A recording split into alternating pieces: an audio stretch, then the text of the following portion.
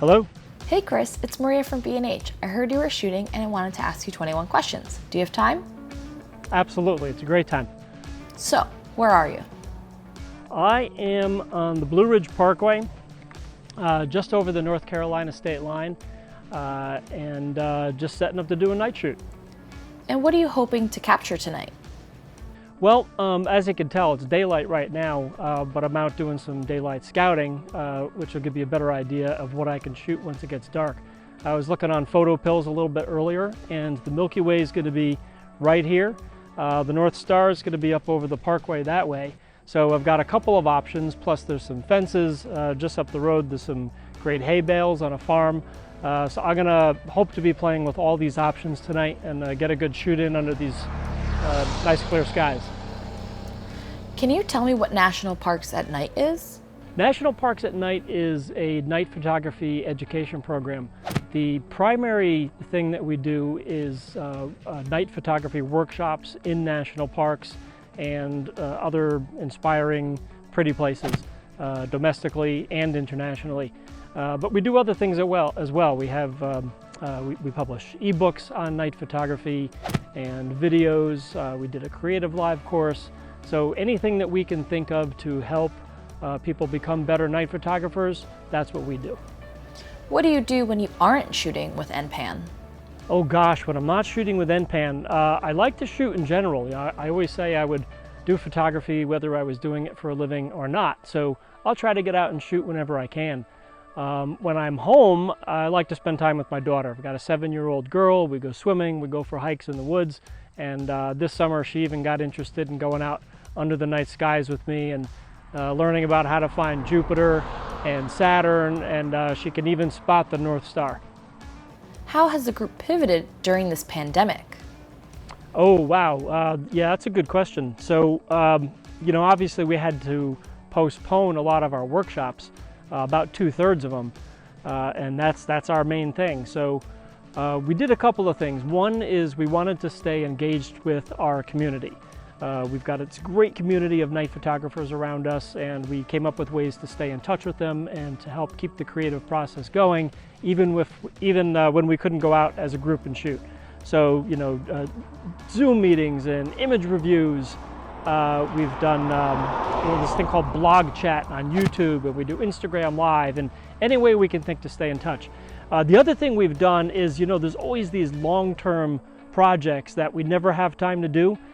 That's what we did. You know, we had like 6 months of not being able to travel much, so we hunkered down and we worked on ebooks and we worked on writing and videos and all these projects that hopefully you'll see come to light over the next few months. What's your go-to camera and lens? They happen to be on the tripod right now. The Nikon D5, which I've been using since shortly after it came out to one degree or the other. I love how it feels. I love how it operates at night. I love the touch screen. I mean, all the little things that go into making a flagship camera are things that play into how I work. My go-to lens is the Nikon 14 to 24 millimeter, which is on the camera right now. It's great in daylight. It's awesome at night. It's tack sharp, wide open. I can autofocus with this combination on Jupiter. I can't say enough about what's on this tripod right now. What got you started in photography? I got started in photography because I grew up around it. My dad was a serious amateur. My uncle was a professional photojournalist for the papers in Connecticut, where I grew up. A good family friend was a lifelong wedding and event photographer who would let me help him in the darkroom. I don't know how much of a help I was, but I grew up around it.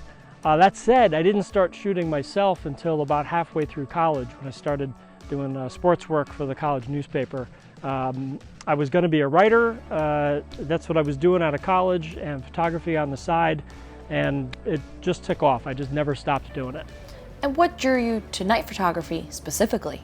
So I was first exposed to night photography in the early 90s. I read an article in Outdoor Photographer magazine about shooting under moonlight and about how you can kind of get this surreal effect because the shadows move as the moon moves during a long exposure.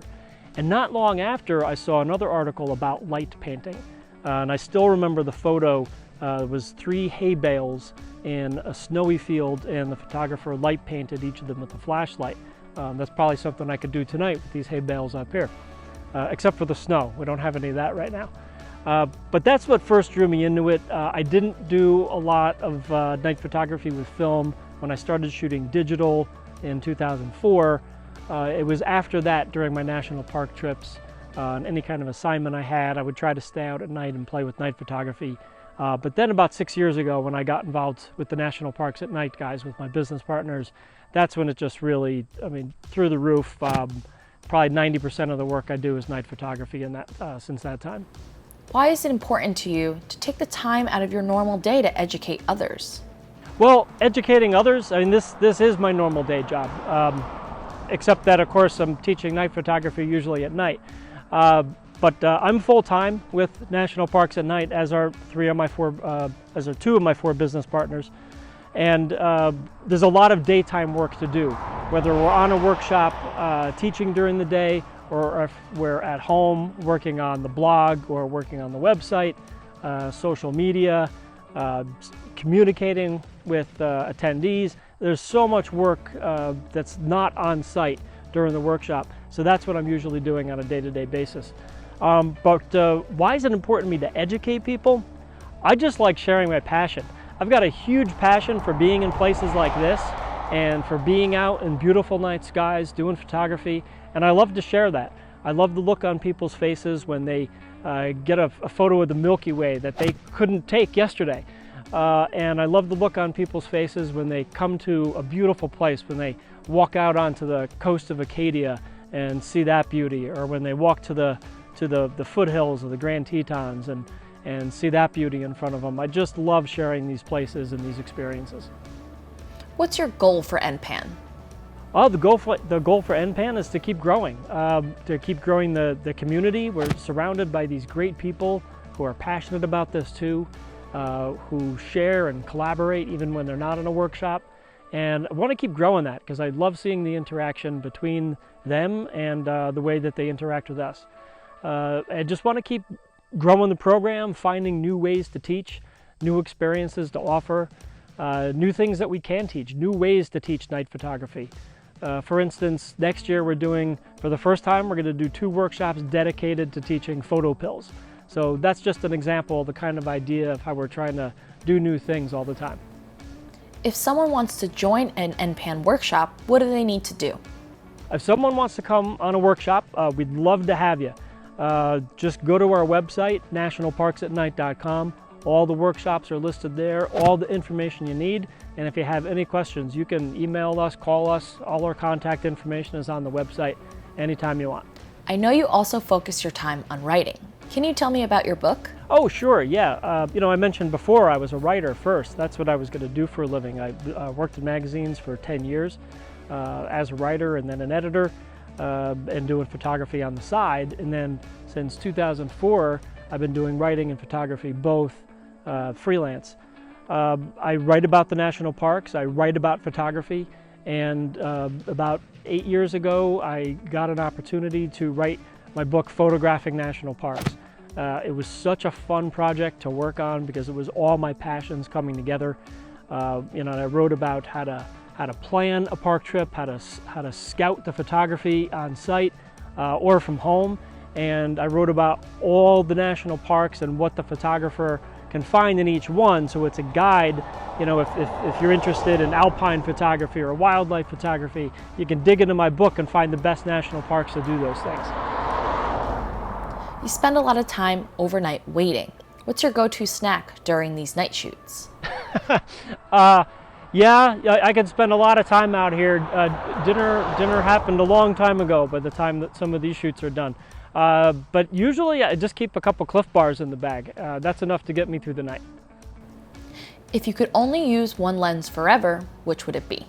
Ooh, as much as I love this one, if it's one lens forever, I'd have to say the Nikon 24-70 2.8.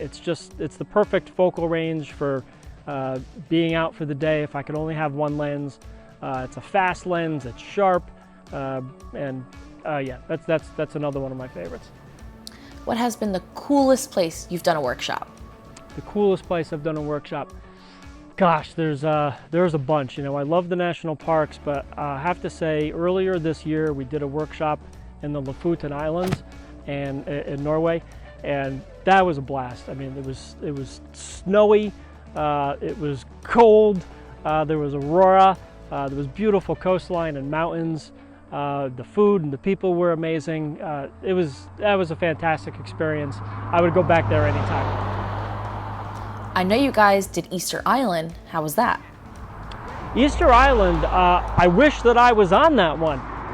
Lance and Gabe, they were the first two who did the Easter Island trip. Lance Kaimig, one of my partners, and Gabe Biederman.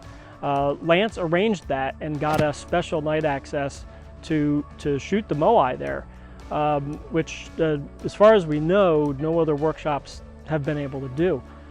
So that's an exclusive experience that we're really excited to be able to offer. We're running that one again this coming winter. Lance is going to be back on that one, along with Tim Cooper. And then what we want to do is just keep running that workshop in the future, and we're going to all take turns being on it. If you weren't a photographer, what would you be? Well, probably a writer. If the photography thing never caught on, I think I would just still be writing. Either way, I'd be getting to do something I love. You know, I've always felt like I'm lucky to be working in my hobbies. If either one of them hadn't worked out professionally, but the other one did, that would have been fine. Just really happy doing what I'm getting to do. Aside from your camera, what's your favorite piece of gear? Oh, there's so many. You know, it's all the ancillary gear that makes the experience as a photographer, right? I'll go with my most recent favorite piece of gear, which would be my Tenba hybrid roller bag. I'm almost 50. I've just the last few years I've gotten tired of carrying the backpack. It just felt like my back hurt at the end of every trip. So now I've got the Tenba roller, so I can load all my gear in that. It's a lot easier to carry it around, but because it's the hybrid model, which has the backpack straps that I can pull out, I can still throw that on my back and then go walking into a field or into the forest and still be remote. What's the best advice you've ever received? The best piece of advice. How about, I remember a friend telling me once, trust your instincts, and when in doubt, call your mom. And if there were to be a movie about your life, who would play you? Gosh, let's go with Tobey Maguire. Okay, last question. Who should we interview next? Well, I have to say my National Parks at Night partners. You got Lance Kaimig, Tim Cooper, Gabe Biederman, and Matt Hill. They're all amazing night photographers and great people, and they'd all have something to offer you. Okay, that's it. Thank you so much for answering all of my questions. Absolutely. No problem. Look forward to seeing you at B&H again. All right, see ya.